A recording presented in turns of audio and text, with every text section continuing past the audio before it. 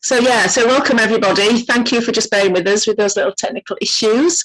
It's a great pleasure to introduce Laure Jackson. I've sat in some of the sessions that you've done on previous years. Laure, absolutely amazing and inspiring and just totally mind-blowing really, the work that you're doing. And I think there's a lot of people that are really keen, not just to hear what you have to say, but to ask you questions as well, because I think it is one of the most difficult areas. It's very much about the individual child, isn't it? And what we can do to kind of facilitate and to think about that particular child. So without further ado, I'll just pass on to you, and just so excited to hear what you've got to share with us. Yeah, that's brilliant. Thank you. Yeah, for the sake of time, then we will go straight to it. I'll hopefully be able to share my screen.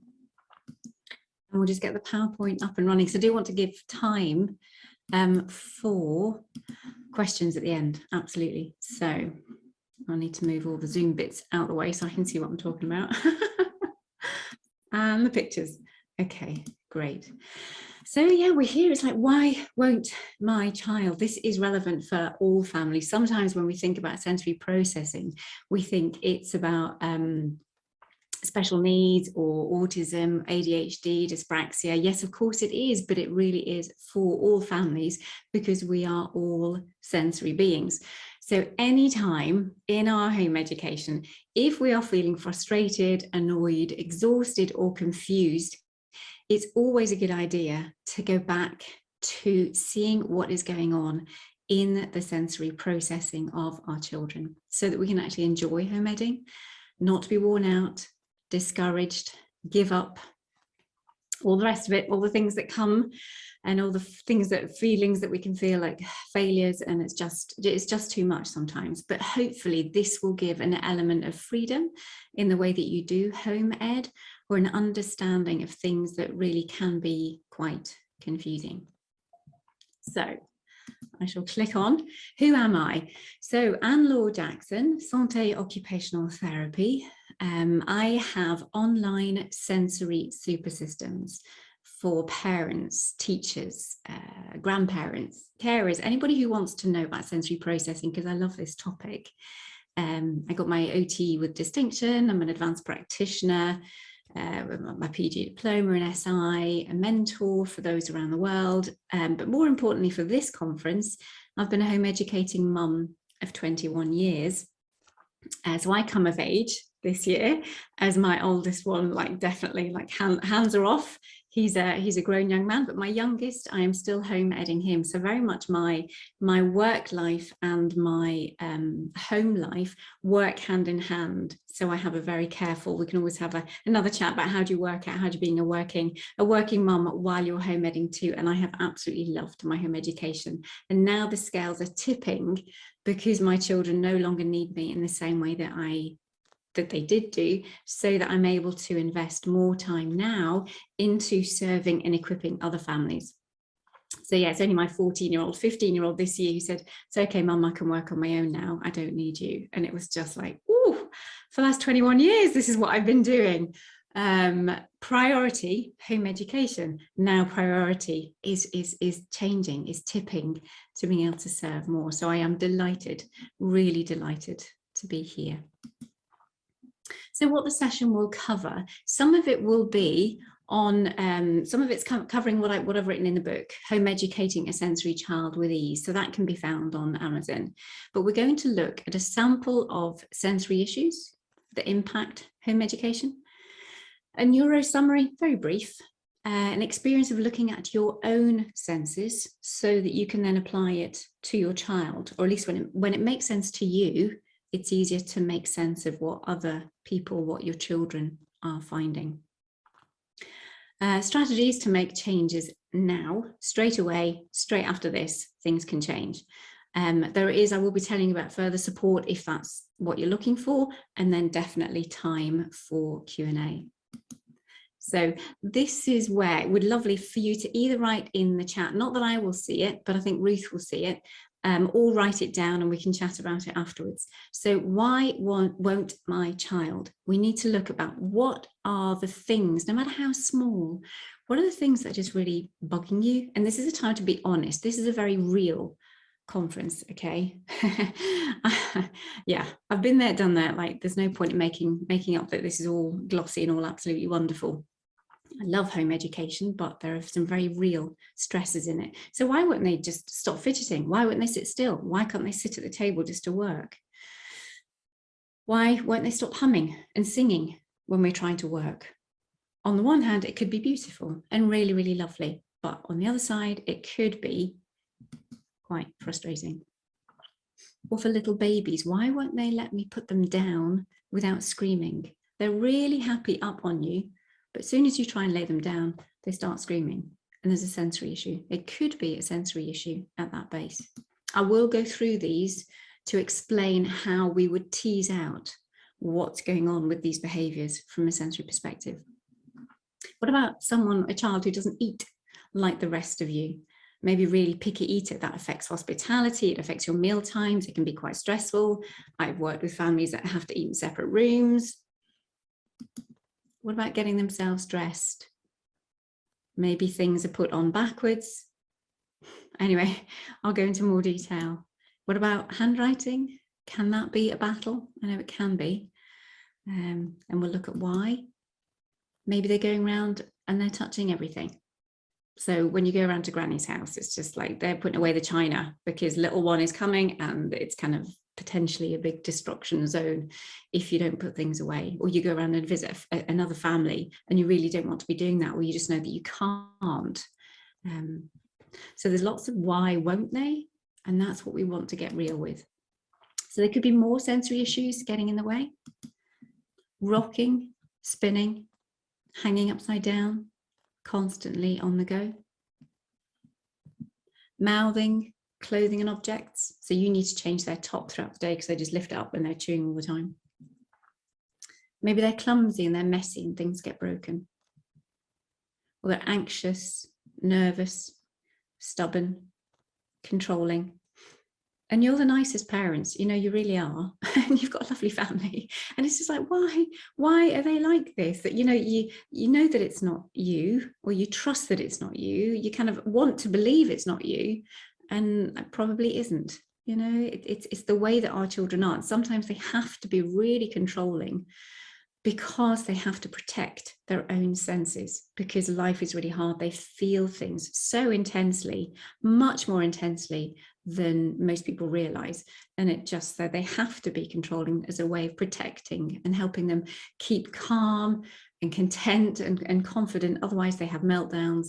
They just really struggle. Maybe they're easily distracted.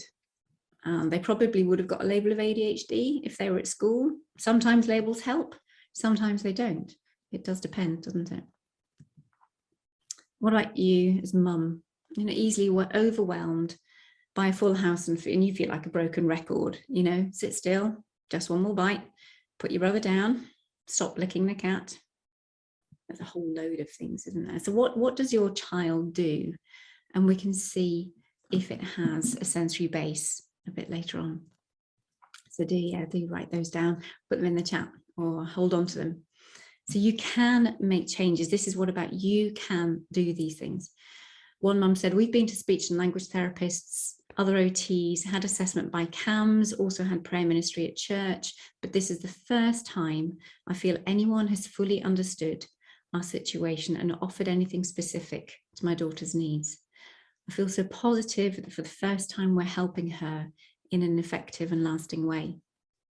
Meeting you has marked a major turning point in our life. There's loads of testimonials if you're keen to know more, you know, on the website. But sensory integration, what we're looking at is around the age of, say, 7 and 8.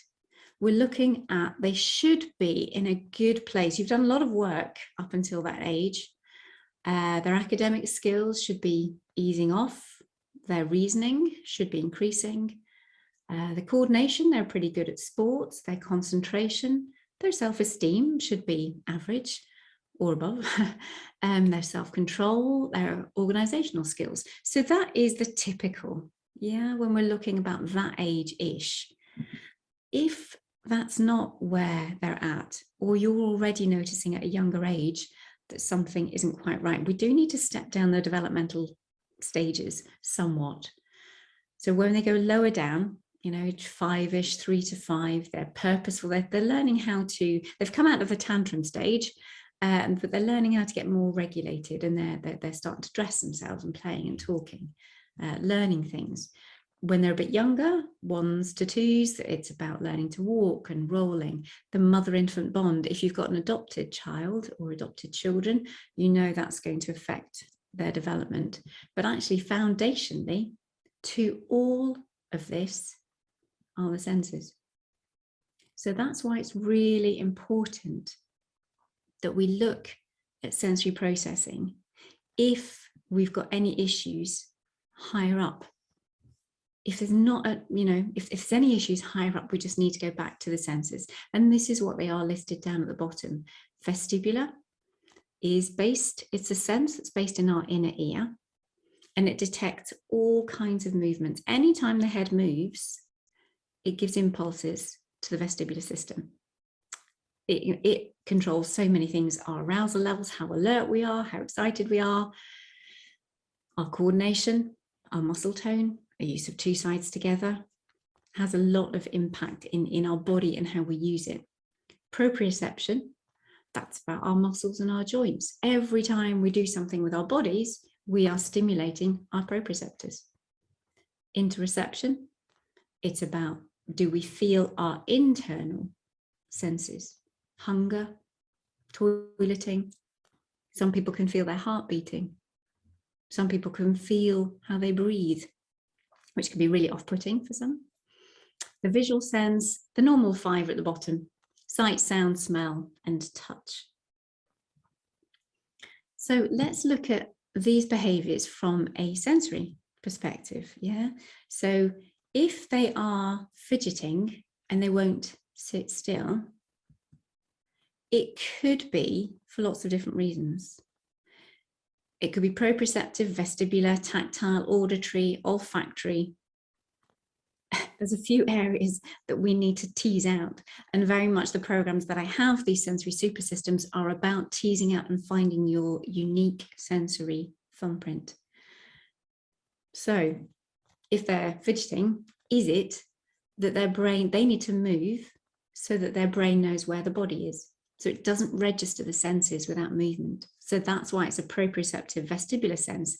Those are the senses that we need to work with in order for them to sit still. Or maybe they don't have the muscle tone and the core strength to hold the body still, so they actually have to wiggle around. Maybe they can't concentrate and become too sleepy if they don't stimulate the vestibular system, and that is always stimulated by movement. So is that the reason why they're fidgety and can't sit still?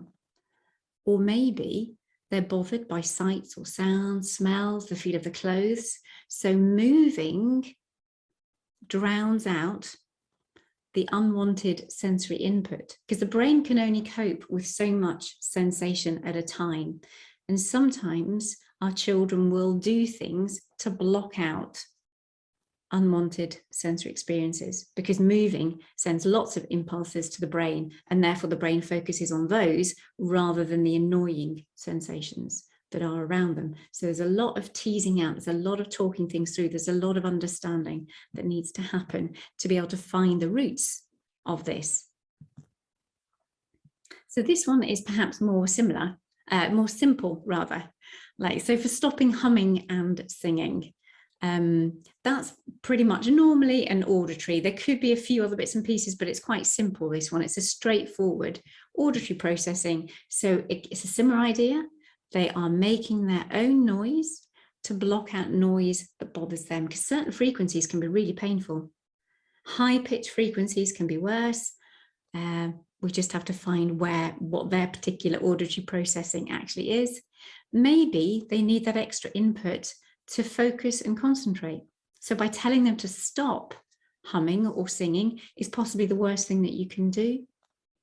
You may need to find some other auditory input for them so that they can actually focus on their academics, or you move them into a different room so they can make as much noise as they need to, or, you know, we can talk about how to do that.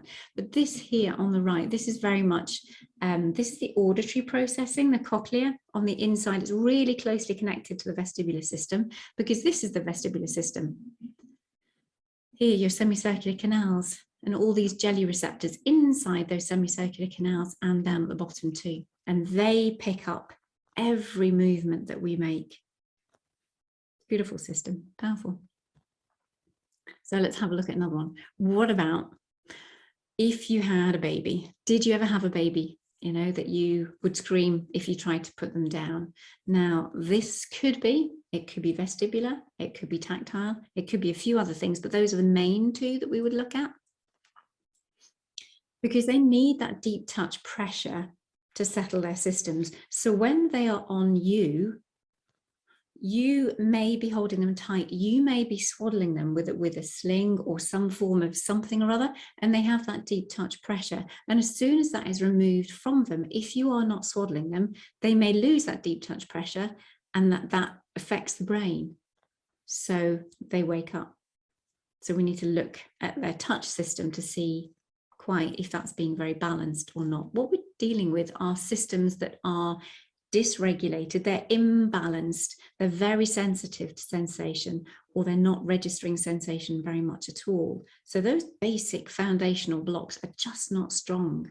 And what we want to do is to strengthen those as much as possible and change the environment, which is brilliant in home education, change the environment to make it as supportive as possible for their systems. So, I mean, being at school, I mean, you'll know if you've taken your child out of school, then you'll know you've probably seen a reduction by half of the behaviours that were really difficult for you because they were at school. Most of that, I would imagine, is because of the sensory overload that there was at school and demands put on them that they just weren't ready for. Their systems weren't able to cope with that. But anyway, going back to this, the vestibular processing could be that when you tip anybody backwards, the head is moving backwards, which is vestibular input. So sometimes, most of the time, especially when we're told to put them on their backs, we have to tip somebody into backward space. Horrific if you've got an oversensitive vestibular system. And they just will not like that at all. That's why they'll want to be upright or they'll want to be on you. They may be all right going down on their front, but it just depends. So there are sensory reasons for an awful lot of behaviours that with a bit of understanding, you can just use your common sense then to change that. So, yeah, why don't they eat like the rest of us? This is huge. I've got like a 12-week stress-free mealtime program because there are so many senses involved in mealtimes and feeding. It could be tactile, visual, olfactory, gustatory, proprioceptive, vestibular, interoceptive, and auditory. Boom, all of them are involved in eating, and we need to get to the root of what those main issues are. I've only just put a few down here because it's expansive. Is it the feel of food in their mouth? Is it just the fear of something new? They've never experienced it before. They've never seen it. They've never touched it. They've never smelt it. It's kind of like, this is all very new. Bilateral coordination, use of the cutlery, and that's why they just want to get their fingers in. Their postural control, which is their proprioception and their vestibular functioning. What's the height of your table like? Are their feet on the floor? Can they sit still? What are their arousal levels like? How alert are they? What about the sounds of other people eating? We often get complaints that they can hear dad, or that it's the munching of the brother or sister that really bothers them and they don't want to come to the table at the same time as them. Or maybe they don't feel hungry. Their interoception. Lots to unpick. Getting themselves dressed is another biggie. There's so many senses involved in this: tactile, proprioceptive, visual, auditory, and vestibular processing. So they've got to be able to organize your body. It seems really simple to us to be able to, if you're trying to put something on, you put this sleeve here and you put that sleeve there, and then you do it up and this, that, and the other. There are so many stages involved in dressing, and they've got to be able to plan and organize how they move their body to be successful. This little one's just even working on buttons, and that's one tiny little bit of dressing. That's just a fine motor skill, but even that will depend on tactile processing and proprioceptive processing. So the muscles, it's something you may want to do, actually. Just as a takeaway, do this yourself just now. I can't see you, so I'm trusting that you're still with me. But you can just touch finger to thumb. You can do it when you're seeing it. So that's you, dependent on your tactile system when your finger touches your thumb, and your proprioceptive, your muscles and your joints to tell you whereabouts they are so that you can move them quite readily. If you ask your children after this to do it behind their ears so that they actually can't see, it will be quite telling as to what their tactile proprioceptive system is like, and also their motor planning and their coordination to be able to touch their fingers to their thumb in a sequence and in an order. So that's just a little takeaway thing. If they're struggling with that, you might want to get in touch. So that's a lot of organization involved in dressing. You've got the whole kind of like all your underwear, and then you've got this, and then you need spatial awareness for back to front. They need to sequence and put it in order. They've got bilateral coordination. You've got bits of the body doing different things to get their clothes on. They need balance, unless they sit on the bed to put their trousers on. They've got to be able to follow instructions if you're talking to them. And we may have some auditory processing issues. And the thing with sensory processing is that it can be also really inconsistent. So one day they can get themselves dressed, but then the next day they can't. And for you, that's really annoying. And it can be really easy to raise our voices or to just be a bit stern, or, you know, it's actually, we don't need to do that. So you can take the pressure off yourself that if a child can do something, 99% of the time they will. I do allow exceptions for socks and for buttons. And I think there are some people who just need a bit of help for a bit longer. And I kept telling myself with my own children who don't actually have sensory processing issues that they won't be asking me to put their socks on when they're 18. And that does happen to be the case still. If your child has a significant diagnosis or disability, then yes, of course you will, and that's absolutely fine. But for the most part, if we're looking for general sensory processing, they will be able to do those things when they're older. And not to worry. But if they need you to help, if they're 5, if they're 7, if they're 11, if they're a bit older, just help them for now, because if they could do it, I believe they would do it. So, handwriting. Also, lots of tactile, proprioceptive, vestibular, visual, auditory processing needed in order to get handwriting together. Some can't feel the pencil, so they actually grip it hard. So it goes back to that hand function again. Their hands can get sore, so they don't want to write much, in which case, absolutely fine. Just let them not write so much. Yeah. Feel of the paper can be really irritating for some, especially if you've needed to cut the tags out of their clothes, if they're bothered by hair cutting, by toothbrushing, seams in their socks. They've got fine motor skills are needed. Again, all of this stuff. Spatial awareness. We have a problem on this page here. Writing, overwriting. Lots of visual, perceptual and discrimination skills. They need core strength. So if you're strong in their core, then their hands can work. But if they've got weak shoulders, weak arms, weak core, it's like trying to stand and do things on a wobbly ladder. If the core isn't strong, you need a strong ladder. If you're going to be able to do some painting, you trust that the ladder is strong for you. If the ladder is wobbly, your painting is likely to be wobbly. Same with core strength that we need for our young people. They need to follow instructions, there's muscle memory and so on. So, and lastly for this little section, why won't my child stop touching everything and everyone? So tactile, proprioceptive, visual processing. Maybe they're not meeting their threshold of sensory input to engage the brain. So they're seeking, they're wanting to find more. They don't understand enough about the world. They're not getting enough sensory input in for their particular brain to engage and make sense of the world. Or they might be wanting to regulate their systems because they are overwhelmed. So maybe those like stress balls type thing, and they're squeezing those because it actually helps them be regulated. So that's where we need to get in and find the unique sensory thumbprint of your child to work out, in their instance, what are the roots. So there's a brief summary. 7/8 senses, interoception, about that need to, recognizing that they need the toilet, or being too sensitive to the toilet, or hunger, all those internal senses. They are more a group of senses rather than one in particular, but it's more common now that we do accept that as a sense that to work with in sensory processing. So for you, let's imagine what you'd be like. Would you be calm, content, and confident with these following things? Or would you be frustrated, annoyed, exhausted, and anxious?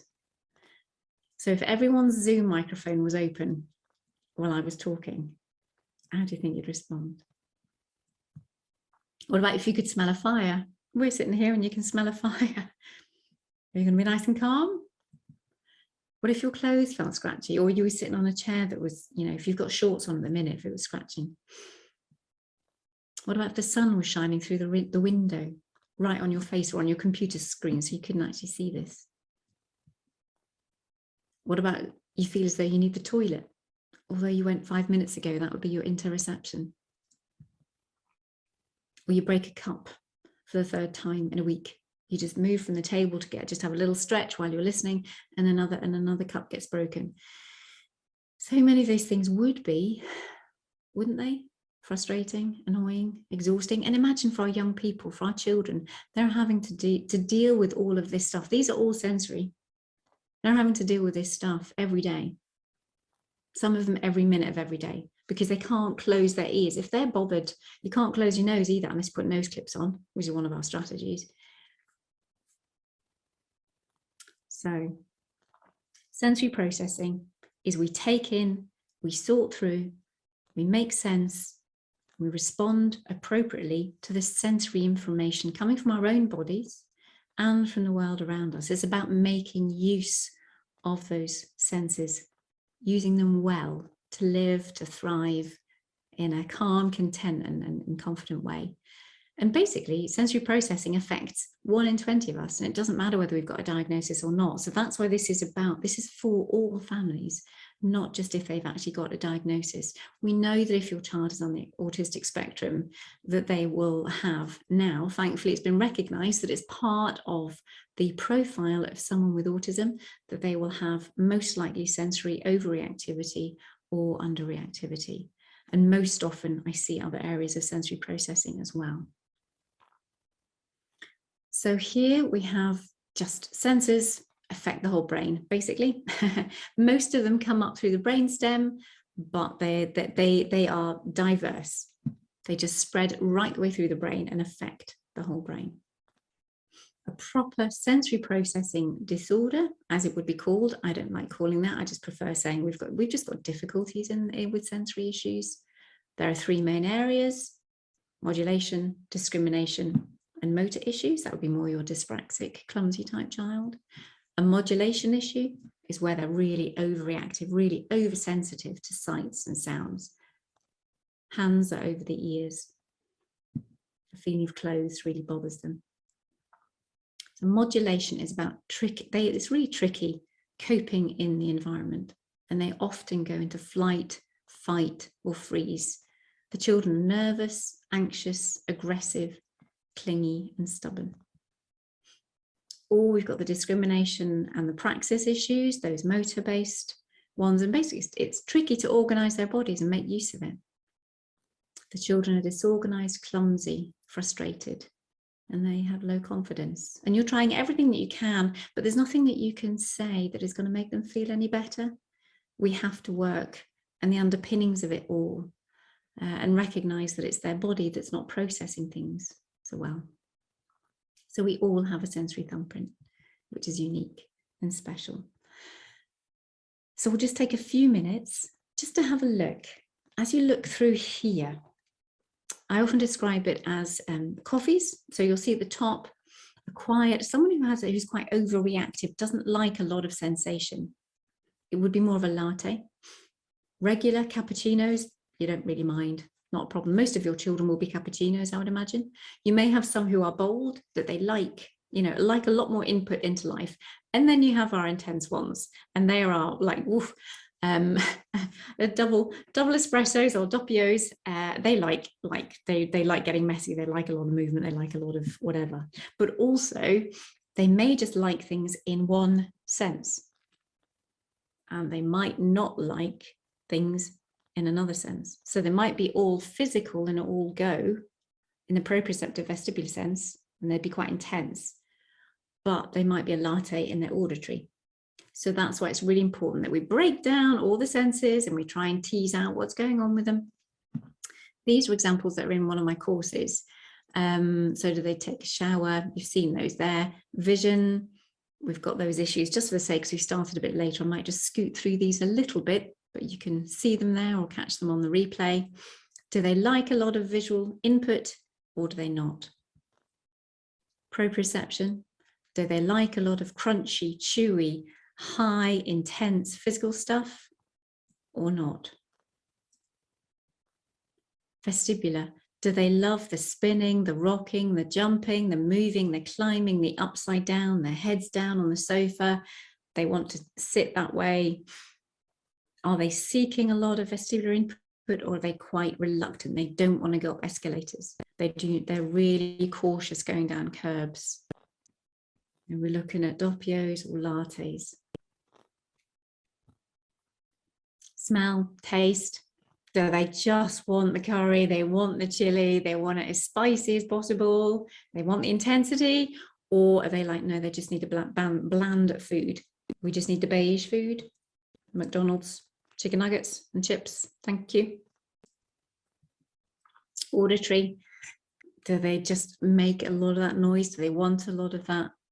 Or they really don't like the fireworks and having things on in the background. And we need to work with every single sense differently and every child differently. So we need to find your personal blend. But there are things that you can do in the last 5 minutes, things that I will throw at you about my own home educating life. Now that's that you'll see the quality of the photos isn't what you might like, but this is real. This is my family. These are my boys. These are the balls that I had them on, not because they had any sensory processing issues, but because they're boys, and I recognized that they had sensory processing needs that wouldn't have been classed as a disorder in any way, shape or form. But it's really important that every single child is accommodated in a way that suits them best. So they would work really happily on their little balls. Later on, it's nice if you can add in angled boards, better position. You could see the middle one. I don't know if you can see that. His head's really quite bent over and can be more slouched. You're more upright if you've got these visual boards, if you can see them. This wee one is like, it's way too small, but he was coping. So that's life, isn't it? It can help if you add in stuff underneath the table. If you do want them to sit, what about having a little, thing that they can spin round and round, a little cycle thing, or some bands that you can tie to the chair, or tennis balls, big balls, anything that's not going to cause any damage at home. And visual supports that you can put in if they're just going to get so distracted by what's going on. Find something. You can cut out cardboard. I had these little portable visual supports that we used every now and again. When it was important, they would just sit and work behind them. And we love changing position. Sometimes on inflatables, sometimes lying down flat. If you're a need to sit at the table person, hopefully this will allow you to have a little bit more freedom. Maybe you do it already, and that's great. Just find how they want to work. Here we'd have so they do a bit of swing ball, and then they'd go and bounce on the mat and do some reading. Great. Different tactile qualities. One particularly loved deep pressure. Having a sibling sitting on top of them made them work really, really well. because of just deep pressure. So use the little ones. Don't think that you can't use your family, or they can't be free. Very happy. We do have a happy household still. And thankfully, you will understand, I don't need to apologize for how we home educated. This is our wash basket in the lounge, with cushions just on the top, and there's 2 of them inside the wash basket if you were to open up that bit there. So there are times they just want it to be hidden. They had their torch here to look at their work, and it was just a lovely way of doing academics in a completely different way, or sitting under sleeping bags. It's great. Now, this is where they do have the exception that the fact that their mum's an OT, that we have the swing up. I have a swing room, so that they can move and do their work. Granddad can read them stuff. They can just relax, and yeah, it's great. Movement breaks. Everybody can do this. Intense vestibular work, upside down. What about some balance work? They don't take up much room. These don't, doing handstands doesn't cost anything either. You can add in some tactile, hiding things in rice, finding things, exploring things, putting colours in, colour matching letters, changing grips for handwriting. This one worked really well for this one. Or the joy of home editing is that you can actually do the writing for them. If they're really not into writing at the minute, you can enjoy writing. Do the writing for them, and you just talk it all through. The writing will come in time. I've got a 12-week handwriting program as well, and it's not about handwriting practice. It's about assessing, again, why handwriting is an issue. So if you would appreciate more help, and there is a special offer for those in the Learn Free conference for the first 5 people who schedule a call. You can see that at laurjackson.com. There'll be a place to go and book if you'd like to just have a chat, see if what I offer would be just be a blessing, would be a help to you. If not, there are free downloads anyway, for just about understanding more about sensory processing, the sensory super system for parents, grandparents. We walk alongside you. We walk life with you and help you and encourage you and help you settle into life. So it's not about training you and sending you away. We want to be there to walk with you. So there's all the various bits and pieces. If you're into social media, I'm still developing and learning. So yeah, but they're all up and they're all there. Should there be any of you that are affected by sensory needs and happen to go to church, I'm just doing a worldwide survey of sensory needs at the moment. So if you wouldn't mind, that'd be great for you to go to chots.co.uk to fill in that survey. But basically, thank you for listening, and to your sensory health.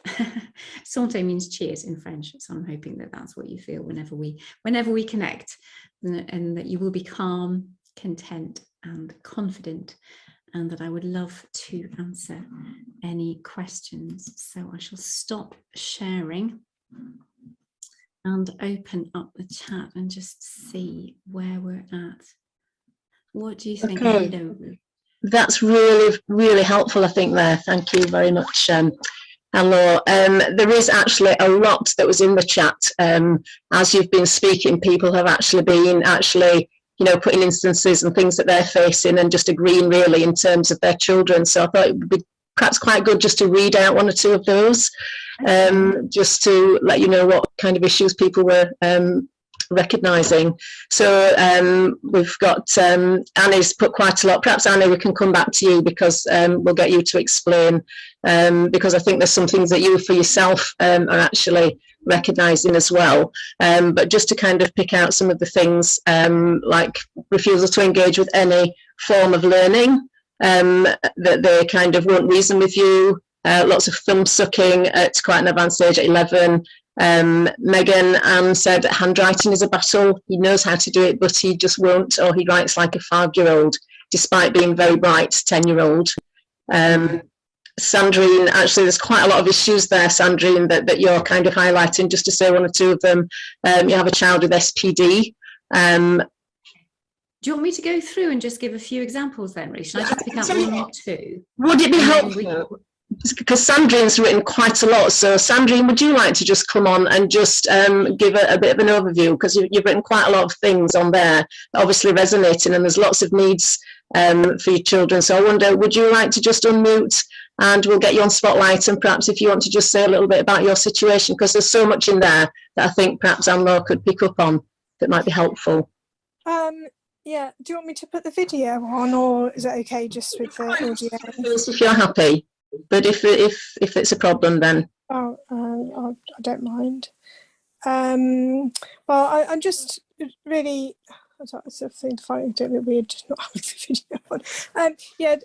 I mean, it's just actually that my daughter was, she's 11 now, and she was actually diagnosed or assessed as having sensory processing issues when she was 4. And then we had like an annual reassessment with an OT, an independent paediatric OT, for like 3 or 4 years running. And school she was in school until, well, for 4.5 years, from reception to mid-year 4, and it took school 4 years really to accept these reports and put consistent support in place. They were just, you know, it was a battle. Anyway, now she is now home educated, but the thing is,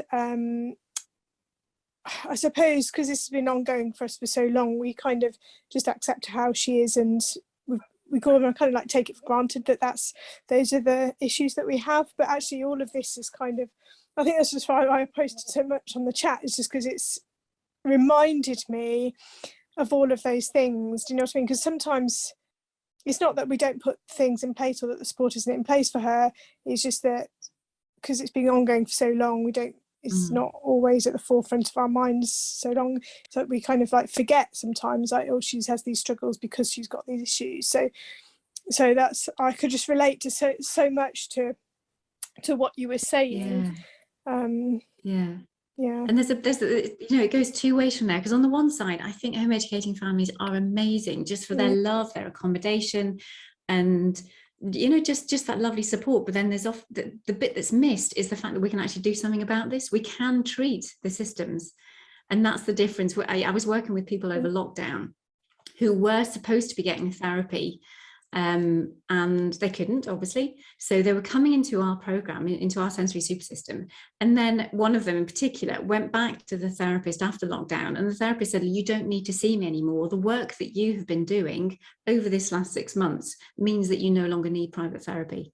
And that was phenomenal for that family. It was just that there's an awful lot that you can do at home by actually treating. We do need to accommodate, and I think most families do accommodate amazingly well to the knowledge that you have.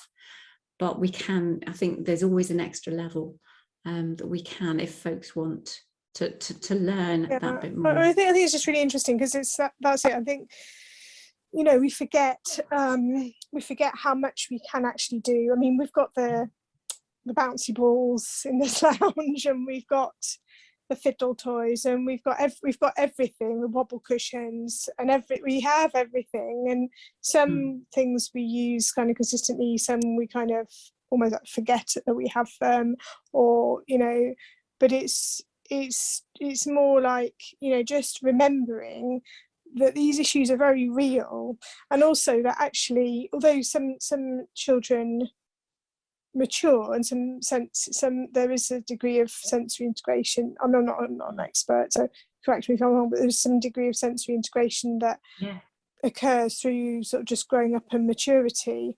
You know, there will still be a lot of remaining issues, and I find it difficult sometimes when people from the outside, whether it's extended family or friends or just people generally out there in the world, just don't understand and think, you know, that your child is odd, or that you're a strange parent or whatever. And again, we've got 2 ways. We've got 2 ways. On the one hand, I think if your child is different in any way, shape or form, I don't know if it's a thick skin or it's just an ability to release other people, to forgive other people for their just awful ways of being. And it's just like, okay, that's you. I know you don't understand, and having that confidence as mum that actually, yes, I do know my child, you know, I really do. And it's just allowing other people and just working out strategies of just knowing that you will be judged. It's just part and parcel of the way that it is. The other side of it is that also we try and equip and empower the families to be able to communicate it well. So a part of our program is writing down what their thumbprint is. The mastery element of it is how we then communicate it so that those things are carried on in schools, in clubs, in organisations, in workplaces, as our young people move out of home ed and into workplaces. It's really important, and it's really helpful for the work environment that they are told that actually, you know, if I can have a quiet space, or if I can wear my ear defenders, or if I need a sensory diet, I need a break every couple of hours, that if the workplace knows that, they're going to have some brilliant workers, because I really believe in it's about sort of advocacy, I suppose, really. It's interesting, did you say you do some work with churches? Yeah, I mean, I work with everybody now. We're doing a big thing for the churches, but yeah, that's really interesting, because I had, again, my daughter, she went to a like a choir practice thing weekly, and 1 week she just couldn't cope with it, and it was you kind of like dropped your children off at this children's choir rehearsal, and she couldn't cope, and she just wrapped herself. They have these like really heavy sort of like velvety curtains that hang in the vestry, and she'd wrapped herself in this heavy velvety curtain, which I couldn't understand. I was thinking, okay, that's just her way. She's actually, that's very clever of her, because she's taken responsibility. She hasn't had a meltdown or anything. She just couldn't cope. So that was what she felt would comfort her, would, you know, help her with her sensory issues. And as soon as I got back, I got told I had to remove her from the session because she hadn't engaged in the session, and all she was doing was wrapping herself up in the curtain. And I thought, you know, I did actually communicate with the church that they needed to consider children and people in general who have sensory processing issues. So it's really interesting that, because I think churches there are quite a lot of aspects of being in a church that can be quite challenging for a person with sensory processing issues. Big time. Yeah, that's why we've made it priority this year, that for myself and the team, you know, us in shots. So yeah, when you get like, so and Laure Jackson, I have like there's a service for those on Jersey, which is where I live. There's a secular service for those who don't want anything spiritual, like in that way. And then there's a service for Christians, which is chots.co.uk. So in Chots and the Chots team, we're working on the sensory super system this year, and hopefully have a handbook and an online course, something to be able to help people who should be the most compassionate out there to understand, you know, and have strategies. That's really, really good. It's really, really good to hear that you're doing that work. It's lovely to speak to you. That was a lovely set of questions. Thank you. Okay. Megan came up with a really good question. Have you got it there, Ruth? Yeah, just hang on a second. Just let me zip through and find.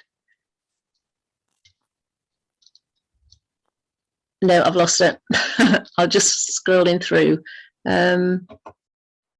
So Megan says that handwriting's a battle. He knows how to do it, but he won't, and writes like a 5-year-old, despite being a very bright 10-year-old. And that's where we do the full assessment of working out what's going on. Because again, if he could, he would. And obviously he can't. So that there are some blocks somewhere, you know, and we need to find out where, because there are so many issues that it could be. And it could be just one small thing that if we could change it or tweak it or just help him and support him in that one area, it would free him up, and he'd have the confidence. He'd have the willingness, he'd have the motivation, because motivating our home edders is the massive part of the best part of home education for me. Yeah. So can you explain the being upside down to watch television? Okay, yeah, vestibular seeking. I'd want to look at how many other things that they do that involves the vestibular system. What other movements are they seeking? What are they doing it, and when are they doing it during the day? So yeah, it's a big thing, often for arousal levels. If for some it's quite calming, being upside down. So if you can have your children swinging upside down at home, like it's not a bizarre thing, just do it. Feel free, enjoy. And if they want, if that's how they need to do things, if that's helpful. But also the upside down could be putting deep touch pressure into the head, tactile. So it could be that they've got major tactile issues, and then actually applying deep touch pressure to the top of the head is very calming for them. So again, it's about, we've got to tease out why they particularly are doing it for them, but we see it all the time. Okay, thank you for that one. There was one more question from you, Amy, I think, wasn't there, about saying that you've got a sensory avoidant child who's very low in confidence, and if you've got any tips to how to help kind of build the confidence. Yeah, we need to look big time. We need to look at what they're avoiding and how we can help settle their systems. Because when you're an avoider, your arousal levels are really easily set up. And that's where we get controlling, anxiety, all of that stuff. So we need to work on self-regulation strategies, getting the sensory diets in place so that we can help their systems be a lot more calm so that they can then tolerate those sensory experiences that are really quite unpleasant and that they've always avoided. But we need to get the bodies calm and organized and a bit more together first, and block out as much, work out how to accommodate and block out as much of whatever it is that they're needing to avoid. So it's a combination of work on the body, use sensory strategies to help, and work out how we can actually change the environments of whatever it is that they might choose to avoid. But there is stuff we can do, definitely, and we need to. Otherwise, they'll stay at home all day and they'll shut themselves in their bedroom, and it'll be very hard to get them out of there. Yeah, that's helpful. Thank you. Megan says, Megan Ann says, with the handwriting, he said it hurts his wrist. So I think there was a suggestion that perhaps a wrist splint might help. Do you want to comment on that? It is possible. I mean, if they're hypermobile, then it could be that's because of the issue with the wrist. I would also be looking at what else is happening in the shoulder and in the core. We have sensory motor based assessments, online, to be able to just check and see what else is going on with the body. A wrist splint in the short term, I mean, these are all kind of like sensory strategies in a way, which are fine. They just don't deal with the root. They help accommodate, and that's fine. I just like the treatment side of it because I know what I know what I'm doing. But yeah, if the wrist splint helps, then anything that will help. I think there's probably more going on, and we would need to strengthen his wrists, strengthen his fingers, and strengthen his upper arm, strengthen his shoulders and his back, I would imagine. Thank you. So I don't know if anybody else has got any questions. I think maybe we've time for one more, if anybody's got one, or if anybody wants to just ask anything. I think there was a question about how much it is for consultation with you, Anne. Yeah, well, if you go on the website, if you head to annelaurejackson.com and then choose if you want the Christian, the secular, or if you happen to be in Jersey, which is unlikely, but if you go there, then you can find more information about the systems. You can just book your free call from there, or book your free call at annelaurejackson.com. There's a whole variety of price points. May is the time for scholarships. And there it's like open door, because I don't want this service not to be available for everybody, but I also need to make it work so that I can pay the bills, not a problem. So yeah, so it's a professional service, a variety of price points. May is scholarship time, but there's a special offer for the first 5, absolutely, and we can chat things through for the first 5 who joined from the conference. And Anne's contact details are on her speaker profile, so her website. Yeah. Is there, and have you set up an exhibitors page as well, Anne? I should have done, hopefully. Yes, I think I did see it there. So you can find Anne from any of those places. There's just one more last question, if we've got just half a second more. It just says, are there any therapies rather than accommodations that can help with sensory integration? And that's from Sandrine. Yeah, well, the actual was a sensory integration trained therapist, which is what I am, but you need to find a proper ASI therapist in your area, because that is actual hands-on treatment that is much more expensive, but it's proper. It is proper, because I mentor sensory integration therapists. That's my job. So I support many in the UK and around the world to actually do proper ASI therapy that is very effective and that we're getting great research with. But you need to find a proper a sensory integration therapist who will do proper therapy for that. Yeah, and the rest of it is accommodations. Most people are dealing with accommodations and sensory strategies. I do a bit of both. I help you to do more ASI from home as a parent, which is very motivating. It's internal motivation from the child. Anything that's stressful, I don't do it, you don't do it. So I do a hybrid model, really. Lovely. Thank you so much, Anne. I've learned so much today, and I think everybody else has said how wonderful it's been in the chat as well. That's really good. It's been great to be here. Thank you so much. Is there I've actually made notes. I've made notes. Coffees. I was trying to find it, Julia. Is there a time? Can I turn up somewhere just for coffees for folk? I mean, I've got the well, the we Zoom have calls. Yeah, we have like the lunchtime tables, which was today and Monday and Tuesday. So that's 12:45 to 1:45 Monday and Tuesday. So there's an additional needs table. So you can always pop into that session, which it's just for people to bring their lunch and chat with people about a specific topic. But we'd be happy to set up, I think the other thing you can actually do is if you want to set up like a separate Zoom, we can do something about that to just create a little special session if you want something interactive. I think it's just for you to, because, it's your time. And we don't want to, we know you've got to also pay the bills. So, just whatever you feel you can manage, you can just contact me, let me know what you'd like to do, and I can set something up. Amy? Just a quick one, particularly on the churches thing. Our church is really run down, like our roof is literally pouring water through. So we've got a wonderful opportunity to quickly get in there and make this modern as they're drawing up the plans. And one of the things they've asked me and drafted me to come in for is to make this more disabled friendly. And one of the things that we tried to kind of go through was positioning, sound, visual sort of angles. It'd be really lovely to know what your taking is on that.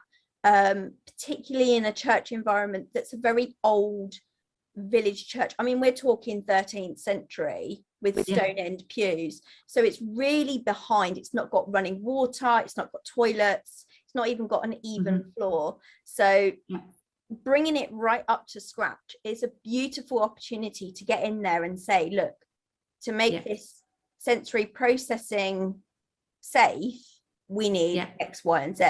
I'd love to know more about what you'd.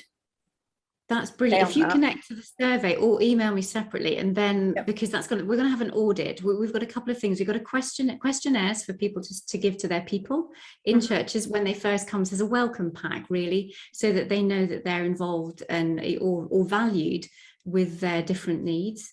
Then there's an audit on the actual building itself. And then we have levels of, we haven't created it yet, but it's what's in my head. Levels of, if you've only got this amount of time and money and space, these are things you can do.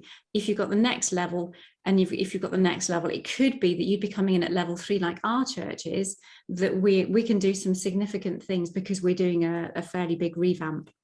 So but it will be in the handbook. I don't have anything to hand yet because it's all still in development, but hopefully by the end of 2022. But feel free to connect and I can certainly share what we do have. Thank you. Sounds very useful.